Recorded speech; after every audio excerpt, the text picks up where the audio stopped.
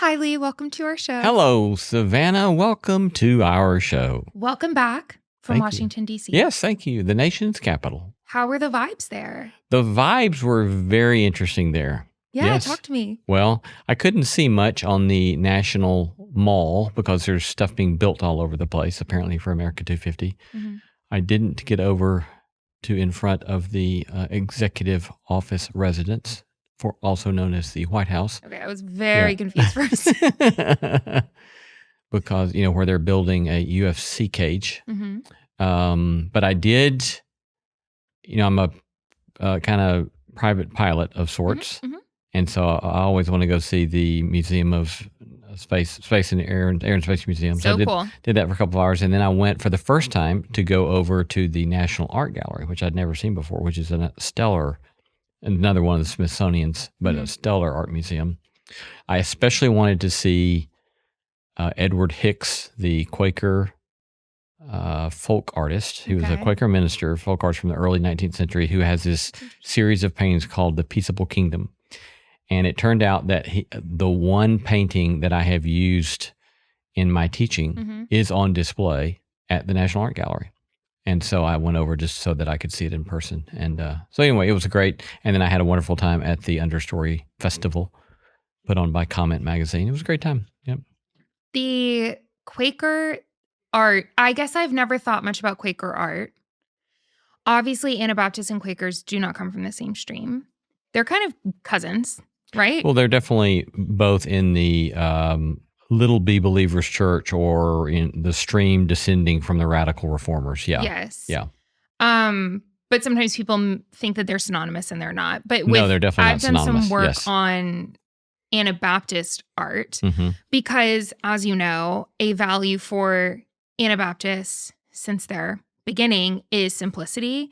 So actually finding artistic expression through fashion or whatever is like hard in Anabaptist history. Yeah. But I was able to find some really interesting, this was in grad school and I was doing research on what I was going to end up being my thesis. And I did end up finding a couple of like watercolor artists from the Anabaptist tradition that were interesting. But in general, Anabaptist art was limited to hymns, obviously through music, quilting, and furniture. Like there were kind of like these streams that felt more appropriate or dominant versus, painting or maybe what might be perceived as excessive. Very interesting. I've never thought about that, but all that you say resonates with just my limited exposure in that regard. So yeah, fascinating. And the watercolor painting was very simple as well. I'll send it to you. Yeah, it was interesting because I was hoping that there would be some sort of like outlier, like interesting fashion designer or something. But yeah, it was just very low key vibes in that world. Yeah, fascinating. Yeah. Amazing. Well, when you were in Washington, D.C., I was in Arizona. Arizona? Where in Arizona? Getting sun. Scottsdale. Nice. And it was lovely to be able to leave Nashville's rain. Yeah. Which has been eternal. Kind of nonstop. Well, we must not forget we were in a drought. And now the last 10 days we've been catching up on rain. Well, now I'm in an emotional Savannah. drought. I am in an emotional drought and I need this. So I was very grateful to be in Arizona when you were in DC to get some sun. So you just were getting sun. Literally, that is all I was doing. Yeah. I sat outside for 12 hours a day. Did you really? Yes, to just read books and let the sun hit my face. Wow. And I worked on my manuscript because my editor sent back all of the draft, or sent back the draft with all of like the line edits. So there were like 11,000 things I need to approve. Yeah. And so I'm doing a lot of accepting. Yeah. But it was all in the sun. Yeah. Thank God. It's nice you could accept rather than being told rewrite this chapter. So true. Yeah. There are a couple of those, but not that bad. Yeah. Good. Lee, anything that you are reading, watching, or listening to that you want to share with the class? I just finished reading a book that I anticipate we'll talk about on some future episode, maybe really soon, by Annie Jacobson, called Nuclear War, subtitled A Scenario. And it is mind-blowing. My oldest son, Chandler, was reading it, and I kept asking him questions about it. And then I kept saying, hurry up and finish reading that so I can read it. And so it's, it's mind-blowing. Disturbing, but yeah, I'm looking forward, I guess, to talking to you about it. Maybe looking forward to talking about it. Maybe it's not quite the apt phrase we're looking for. So but true. Yes. But I am interested to see what you learned. We anticipate discussing it. Oh, it's like being friends with a thesaurus. You're like synonym. That makes more sense. Sorry. I read Yesteryear for our episode that just came out with Beth Allison Barr. And it is not a book that I would recommend that you would necessarily read unless you were really curious about Tradwife. Is this a book by Beth? No, we did the episode last week with Beth to talk about Yesteryear. Okay. It blew up, like New York Times bestseller immediately. Was bought by Amazon and Anne Hathaway to get movie rights to it already. And it's the first novel from this author. And it talks about a Tradwife influencer from modern times who basically wakes up one day in the 1800s and has to live the life that she purports online. Yes, I remember you telling me about this book. Yes. Yeah. So finish that. I'm reading Meditations for Mortals by Oliver Burkeman. And then I'm also just now starting Kin by Tayari Jones. Kin, K-I-N? Mm-hmm. What's the premise of that book?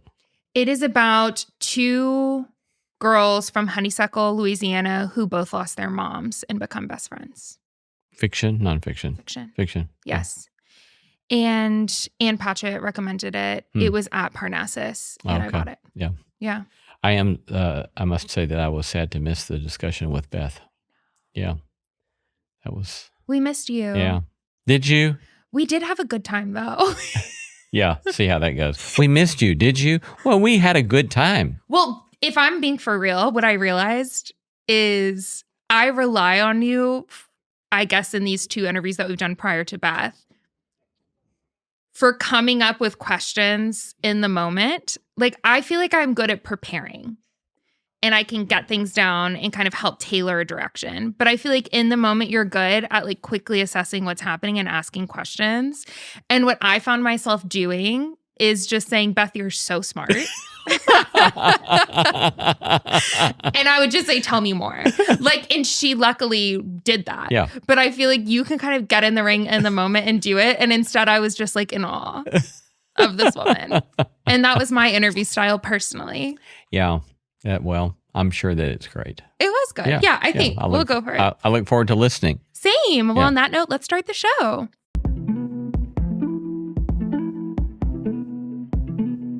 Lee, I'm exhausted of doing this intro, and I really feel like you should. You want me to do the intro? The script is before you. Let me see if I'll see what I can do without a script. Okay. Welcome to the Subtext, where we go beneath the headlines and beyond the obvious. I'm Lacey Camp. And I'm Savannah Locke. And if you want to follow us, then you could find me on Instagram at Lee Skip right to social. Camp and Savannah at Savannah _ Locke, Locke. Nice. On Instagram and Facebook. Sure. Yeah. And what else am I supposed to say? If you like the show, if you like the show, then they should gas us up. Nice. Write us a glowing 5-star review. Tell us something you love about the show. And talk to your friends about the show. Exactly. Send Savannah any feedback. Exactly. By DM at Savannah _ Locke. How was that? Lee, that was actually really good. Yeah, how about that? I think you're hired. No, I don't want that For the job. next 12 episodes, I don't want that you job. will be reading I don't want that it job. Yeah. From your brain. Thank you for doing that, Lee, and for really carrying the burden of this episode. Let's talk about what our subject is today, which is America's UFC freedom fight. It's a perfect subject considering that you were just in D.C. But I was just in D.C., yes. I didn't get to see the building of the ring, but yeah, everything was all aflutter in Washington. Oh, so you didn't get to actually see the ring being... No, I did not actually get to see it. Oh, I thought that would have been crossed over. No. Bummer. No. Well, the UFC freedom fight is to celebrate the 250th birthday of the United States with what they say is a once-in-a-generation celebration of the American fighting spirit. And then on their website, they say, from the revolution to the octagon, This historic event will connect fans through cinematic storytelling and unrivaled competition on the world's greatest proving ground. How does that hit you? Let's start with you, since I did the introduction. How does it hit you? It feels on brand. On which brand? It feels on brand for where we are as a nation right now. It is unsurprising. It feels discouraging.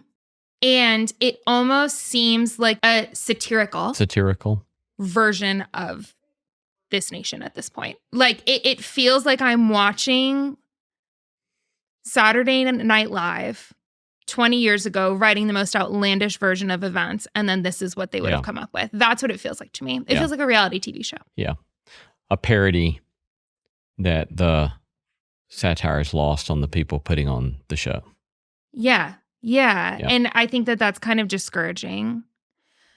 And also, it feels like a money grab. It seems like a business decision because like the UFC, the guy who's in charge of it is friends with a lot of people in this administration. And I'm curious about what financial deals have been happening that would incentivize them to do such a thing. Yeah. What about you? I mean, it seems from a business perspective, from the UFC perspective, it's a win. Right? Huge win. Yeah. Oh my gosh. Yeah. I mean, I would think they would be all over it. Yep. Years ago, Will Campbell, who I think we mentioned recently on an episode, Will D. Campbell, somebody asked Brother Will what he thought about the death penalty. Mm-hmm. And he said, I think it's tacky. Mm-hmm. And I thought of him and thinking about this. It just seems tacky. Mm-hmm. Yeah. You know, and so it's what a 250th anniversary, one would think, is about civic storytelling, in which you want to remind a community of its best self and of heroes who have gone before and people who have brought about beautiful things in the country. And this seems like a different kind of thing. Now, I do want to say, you know, all of this is tricky because I don't want to act as if I think one could react to this in a prudish fashion, or you could react to it in a way where you're asking different sets of questions like formation, and maybe would we even want to use the language of civic catechism, right? The question is, what are we teaching ourselves? Well, you know catechism. You know what a catechism is, and a civic it's just a dramatic catechism. phrase. Yeah, yes. But it's a great phrase. I think it's like, how are we catechizing our children to think about who we are or wanting to be as a country? Yeah, and this is an important time to try to do that well. And so you're setting a UFC ring up on there. Now, somebody could come back and say, well, this is about, I mean, can't you respect the courage, say, of people that are in that ring? And what would you say to that? That's actually one of the questions that I had for you, because I have very mixed feelings around the fact that we make this entertaining at all. People hitting each other. It doesn't align with my values, that's for sure. But then the reason I have mixed feelings about it, and I will say this, a friend of mine from seminary, she and her husband live in Kansas City, and they live in an underserved part of Kansas City. And one way that they have realized that they can do outreach with people in their community is through a gym. So they actually opened up a gym, and they opened up a boxing ring inside of their gym to teach like young teenagers and above how to box. And this has really been transformational for that community. So I want to hold that in one hand of saying, like, you know, maybe there are expressions of this that are potentially doing some sort of good, but then also the other part of me says, why have we made physical violence entertaining? Yeah.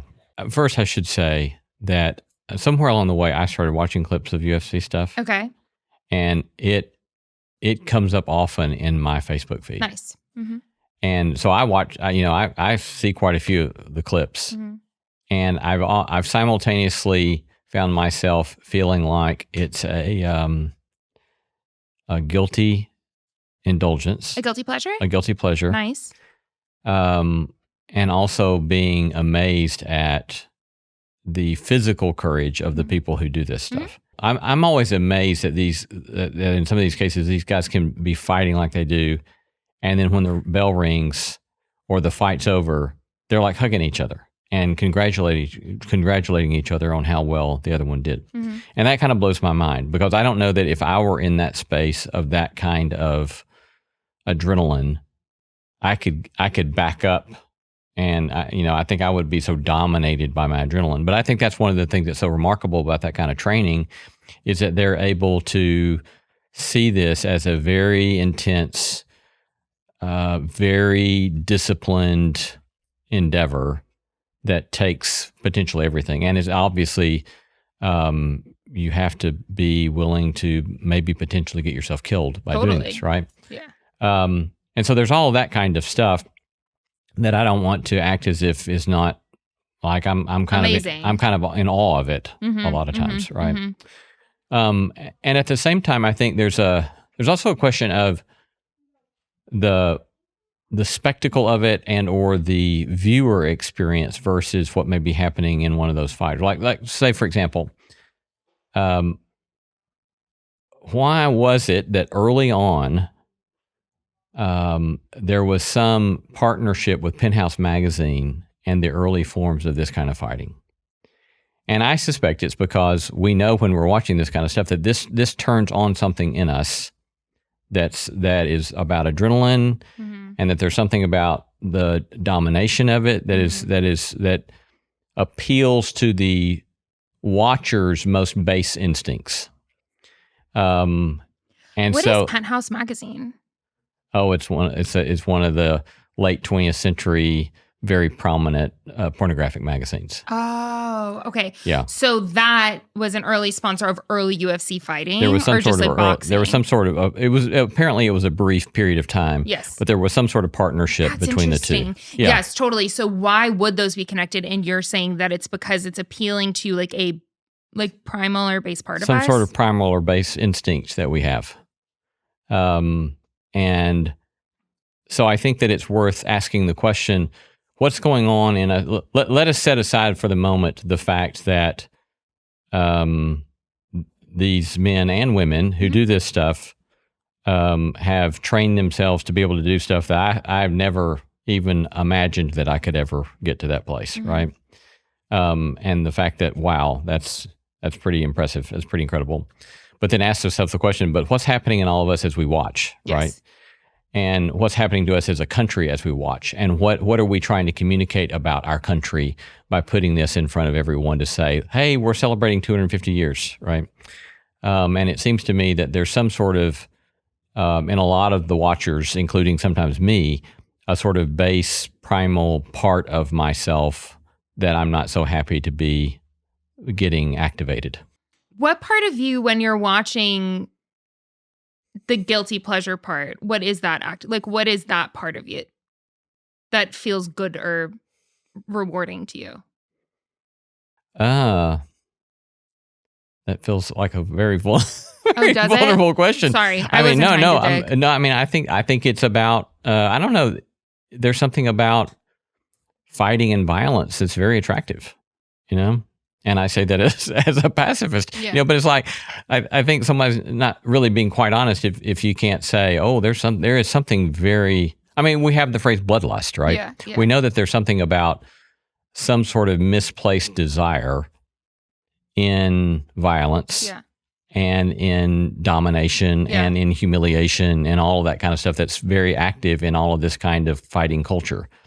And so it just activates a lot of that kind of stuff in us, I think, at our worst, that can become very much a very strong draw.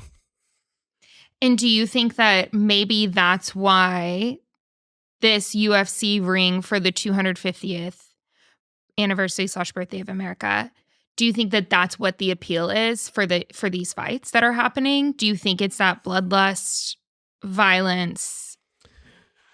I mean, it seemed to me that it would be a whole lot of things. It's a sort of brand of machismo. Yep. It's a sort of appeal to dominating the other side. Yep. It's a sort of appeal to spectacle. It's a sort of appeal to politics as reality TV. I think there's just a whole lot of stuff going on why it makes sense. I'll put that in scare quotes. It makes sense in this current socio-political moment. And so I don't know that any one of those would sufficiently account for it, but I think it's all that stuff and above that's at play in all of this stuff.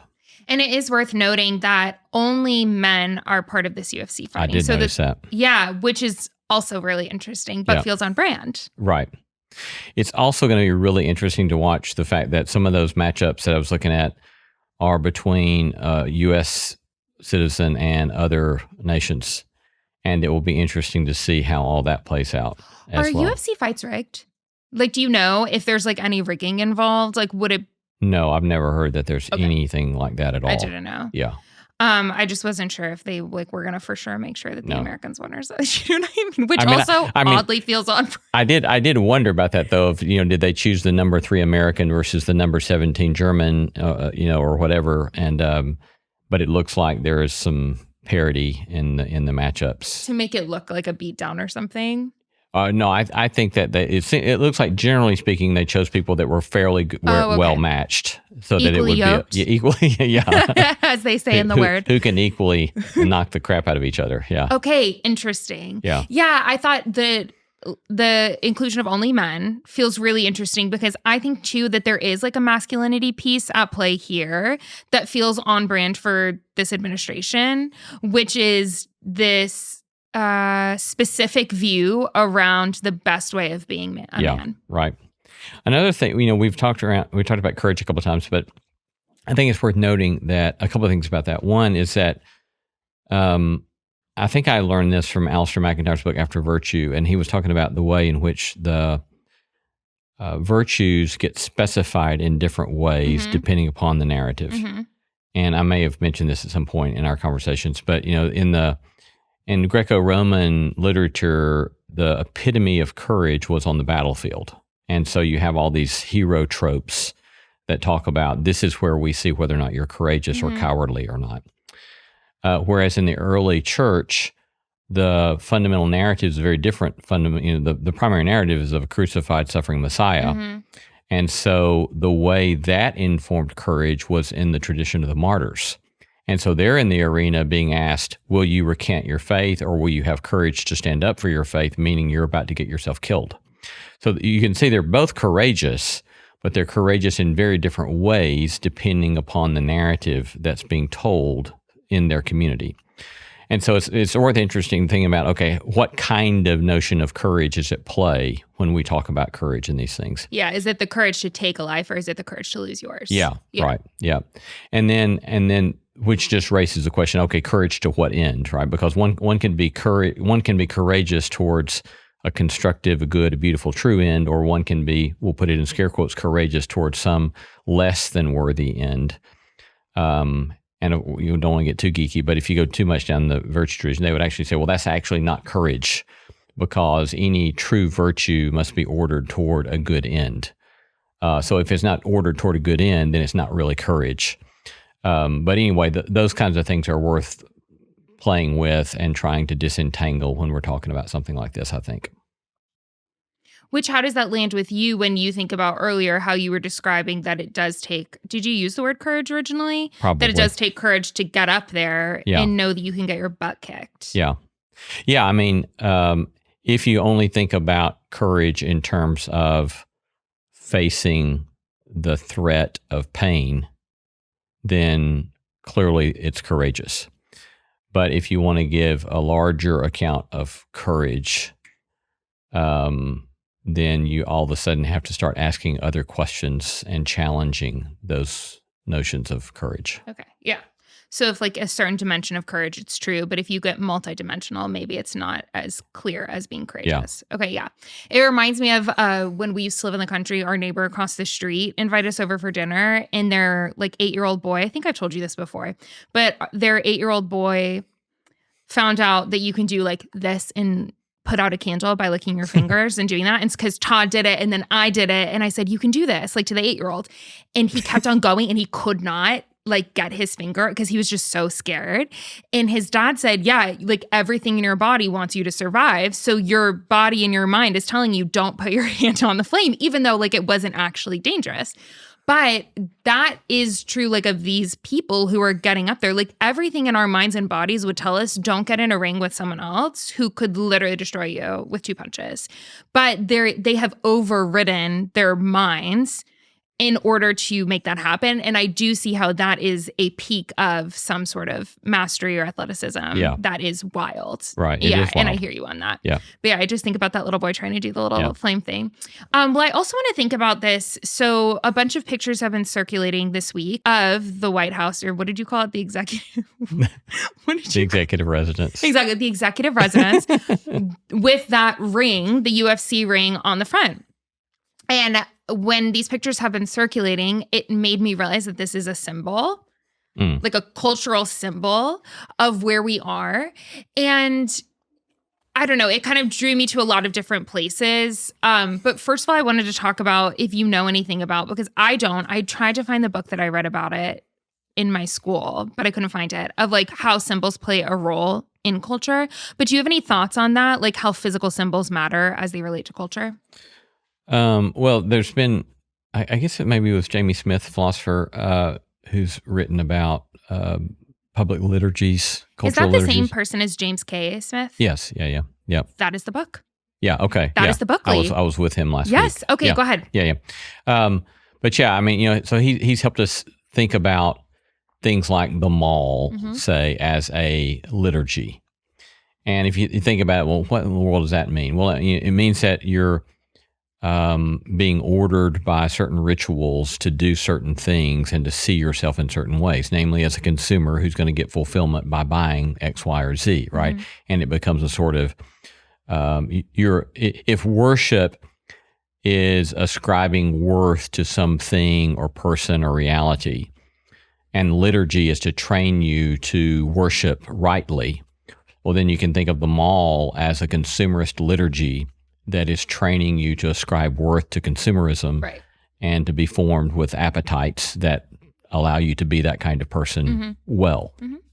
And so we have all sorts of liturgies. We have, patriotic or nationalistic liturgies.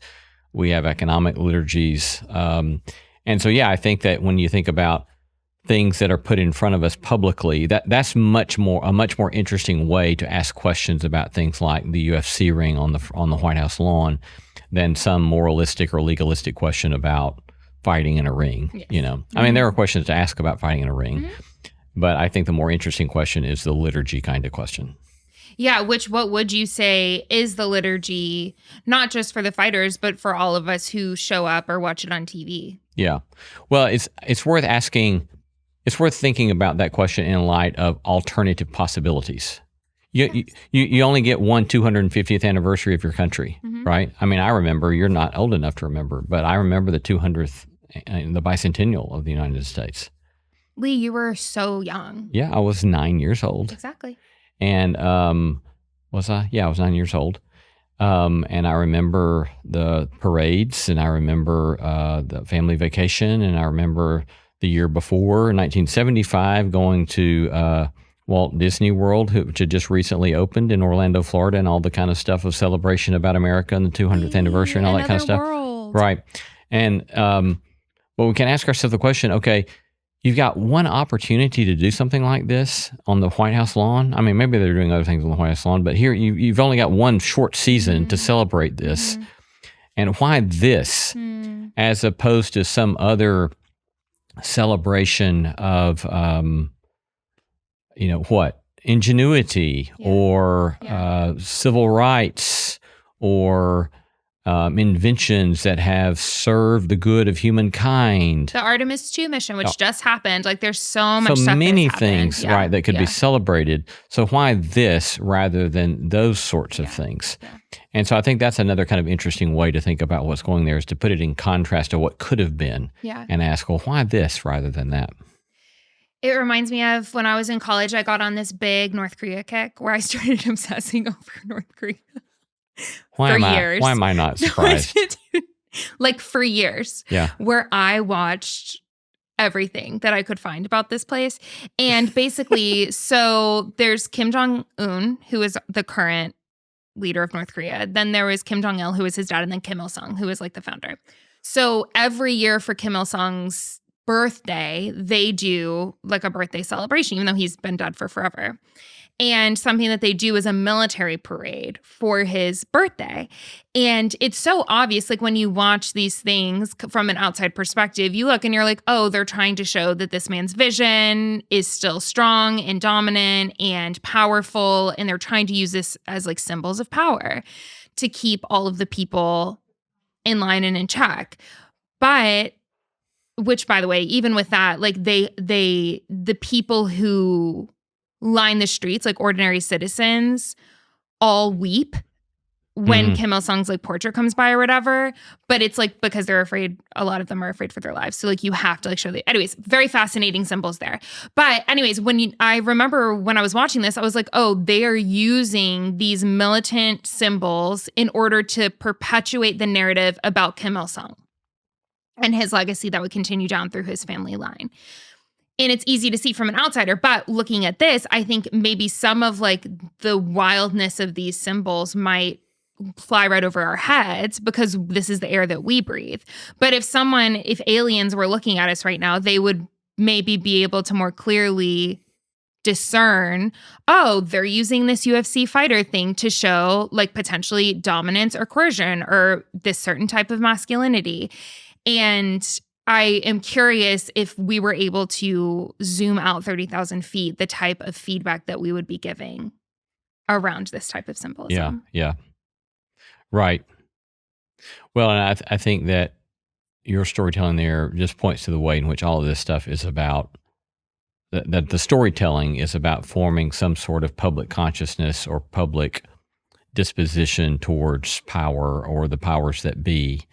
That it can quickly become self-serving for the powers as opposed to serving the good of the community. A celebration of the community. Right. Yeah, you're exactly right. That in North Korea, like if you watch one of these birthdays, the orientation is towards leadership. Yeah.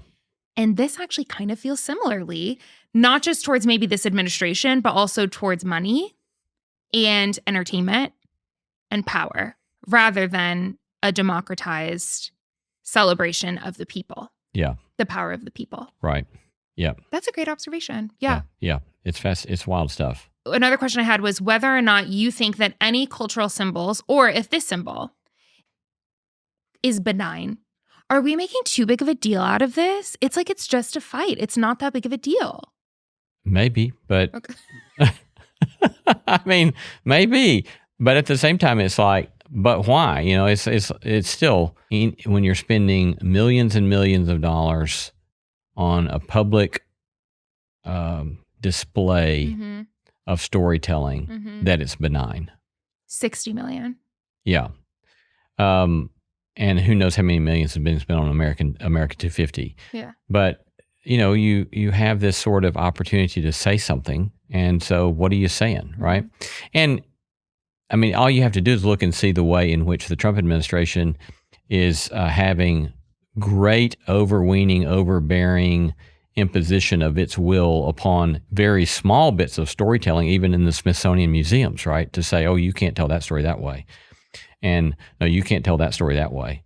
Obviously, public storytelling matters. Yep. And it matters because it forms our moral sensibilities. And it matters because it fashions the way we think about what's good and what's true and what's worth pursuing with our lives. And so I don't think public symbols like these are ever benign, and I think they're likely thought about at great lengths. And so it could be that when someone says it's just a fight, they may be trying to distract us from the fact that no, these stories and cultural symbols matter a whole lot. Yeah. Which reminds me of like all of the stuff that happened in the 2020s around Confederate statues. Yeah. And this is kind of what people were saying on one side of the aisle, like, this is benign. Like, everyone knows that X, Y, and Z isn't racist or whatever. These are just in our downtown squares. It's not a big deal. Versus other people would want to say, no, the fact that these are still up is showing that this story is still being told and that it's trying to be used to ostracize or scare certain types of people. Right. Well, and I think that it's really important to note two things here. I wouldn't want to draw a moral equivalence between UFC fighting and Jim Crow segregation. Totally. Yeah. But I do want to draw a parallel between the way in which any cultural symbol has it comes to bear in a given historical moment. Mm-hmm. And when you look back at so many of the Confederate statues and monuments and so forth, those were erected not immediately following the war. Mm-hmm. They were erected during the sharp rise of the Jim Crow era, starting in 1890s or so. Wasn't it after the Reconstruction? So yeah. And so it's later, right, when the Jim Crow stuff is trying to bear down on blacks in America, Mm-hmm. and the erection of these symbols is a way of saying to black community folks, you stay in your place. You let the white people tell you what you're going to do. Yeah. And so to act as if these are benign historical markers is just simply historically illiterate, Mm-hmm. right? They're not historically benign. They were symbols of oppression. I mean, they were an enactment of oppression. And so cultural symbols always have a history, and it doesn't do us any good if we ignore the history and the cultural import of these things. That's crucial work that we have to do. There's a Confederate statue in downtown Franklin, which is where I was living during this whole era. And I got a petition going online to replace it with Dolly Parton. Thousands of people signed it. Really? But no luck. No luck? No such luck. But didn't that statue come down in Franklin? No. Okay. It did not come down. The United Daughters of the Confederacy own that tiny plot of land in the center of the downtown Franklin Square, even though downtown Franklin pays for it to be manicured. So there's some murky waters there, and no one can find the deed that was given to the UDC, United Daughters of the Confederacy. But I did email the president of the United Daughters of the Confederacy like clockwork every week for 2 years. Did you? She responded once and didn't respond back to my follow-up.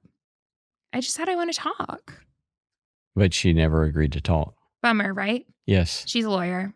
Yeah. And so, anyways, all that to say, that's my Confederate story, my Confederate statue story. Good for you. Trying to get Dolly Parton up there. And trying to ask such questions. Well, Dolly is just the most lovely human. Yes. And imagine a cutie little statue of her with the guitar in the center. Yes. Magical. As opposed to who's in the statue? His name is Chip. That's what the name of the statue is. Chip. Yes. And it's a Confederate soldier. Okay. Just a Confederate soldier. Yes, like a generic Confederate soldier to celebrate in general the Confederate people. Yeah. But a very interesting thing, I don't know if you know about this, but an organization called the Fuller Story ended up doing some fundraising and did some political maneuvering in a good way to add a second statue of a Black Union soldier on the side of the square who's looking directly up at the Confederate soldier. Yeah, which I think is a really beautiful path should the Confederate soldier not be able to be taken down. You were involved in that? I was not involved in the Fuller story. No. I was involved in Dolly.